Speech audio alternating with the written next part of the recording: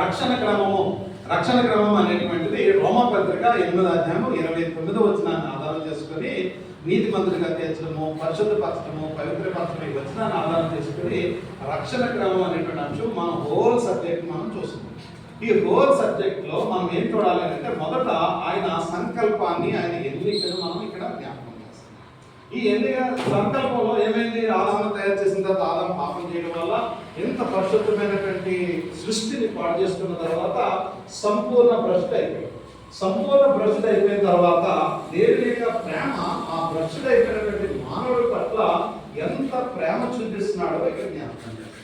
ఎందుకంటే ఆయన పోలిక, ఆయన స్వరూపం మనం ఇక్కడ చూస్తాం. దాని తర్వాత ముందుగా నిర్ణయించడము, ఎన్నుకోవడం. ఎందుకంటే ఇది ఆల్రెడీ ఈ సంకల్పం ఎక్కడది? అనాదికాల సంకల్పం కాబట్టి ఆయన ఎన్నుకున్నటువంటి విషయాల్లో ప్రీ డెస్టినేషన్ లో ముందుగా ఏర్పాటు చేసుకున్న వ్యక్తుల పట్ల ఆయనకు ఉన్నటువంటి ఆలోచన ఆయన స్వార్థ పిలుపు ద్వారా గాస్పెల్ కాల్ చేస్తాడు. ఇది ఒకటి సాధారణమైనది, ఒకటి ప్రత్యేకమైనది. ప్రత్యేకమైన దాన్ని ఎవరు ఆఫ్ చేయడానికి వీలు కూడా ఉండదు.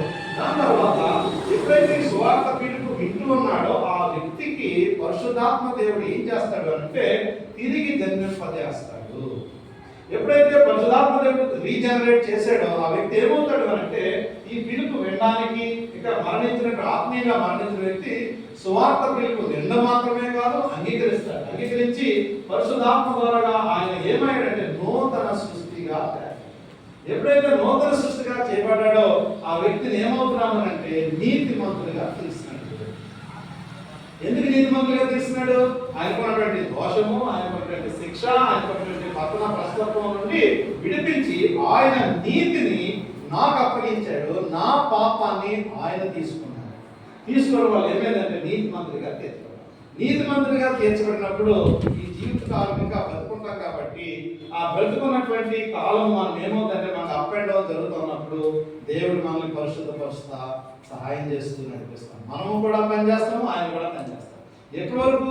ఎవరి వరకు కూడా భద్రపరిచేటువంటి బాధ్యత ఆయనది. మనం కూడా భద్రపరచబడాలనేటువంటిది మనకి కూడా ఉంది, ఆయన కూడా మనం భద్రపరుస్తాడు. భద్రపరిచి ఏం చేస్తాడు అంటే పెర్సివరెన్స్ ఆఫ్ స్టేట్ ఆదిలో ప్రారంభించిన దేవుడు చివరి వరకు నడిపిస్తాడు. ఫైనల్ 10th పాయింట్ ఏంటంటే మహిమపరచబడుతుంది. అంటే రక్షణ క్రమంలో ఫైనల్ పాయింట్ ఏంటంటే 10th మహిమ. అంటే మహిమ అంటే ఏంటంటే ఆది కాండంలో ఏదైతే పాడైంది కదా, ఏదైతే పాడు చేసుకున్నాడో ఆ పాడు చేసుకున్న దానిని తిరిగి మళ్ళీ కూడా ఆయన పొందేటట్టుగా చేస్తాడు. సో ఇక్కడ ఆది కాండం 3:22-24, ప్రకటన 2:7 ఏముందంటే ఆ జీవవృక్ష ఫలాన్ని తింటాడేమో అనుకుని అగ్ని జ్వాలలు కట్టుకొని అక్కడ పెట్టేస్తే ఇప్పుడు మహిమపరచబడిన తర్వాత ఆ యొక్క వృక్షాన్ని భుజించడానికి దేవుడే మనకి